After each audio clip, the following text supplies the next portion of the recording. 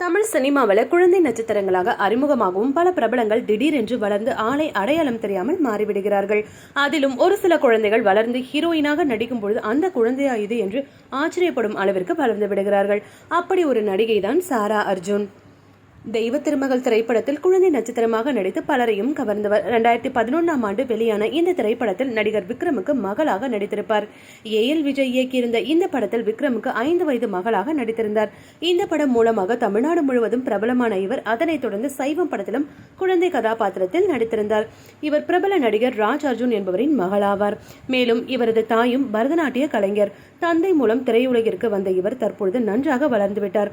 கடைசியாக தமிழில் மணிரத்னம் இயக்கத்தில் வெளிவந்த பொன்னியின் செல்வன் திரைப்படத்தில் இளம் வயது நந்தினியாக நடித்து அசத்தியிருப்பார். 2005ஆம் ஆண்டு பிறந்த இவருக்கு தற்பொழுது 19 வயதாகின்றது. குழந்தை நட்சத்திரமாக நடித்து வந்த இவர் தற்பொழுது நன்றாக வளர்ந்து இருக்கின்றார். இவர் கடைசியாக கொட்டேஷன் கேங் என்ற திரைப்படத்தில் நடித்திருக்கின்றார். இந்த திரைப்படம் வருகிற ஜூலை மாதம் திரையரங்குகளில் வெளியாக உள்ளது. இந்த திரைப்படத்தில் நன்கு வளர்ந்த மிகப்பெரிய பெண்ணாக இருக்கின்றார். இதை பார்த்த ரசிகர்கள் பலரும் சினிமாவில் குழந்தை நட்சத்திரமாக நடித்த சாராவா இது, இப்படி வளர்ந்து விட்டார்களே என்று ஆச்சரியத்துடன் கூறி வருகிறார்கள். இது போன்ற சினிமா மற்றும் சீரியல் தொடர்பான செய்திகளை காண சினி டைம்ஸ் சேனலை மறக்காம சப்ஸ்கிரைப் பண்ணுங்க.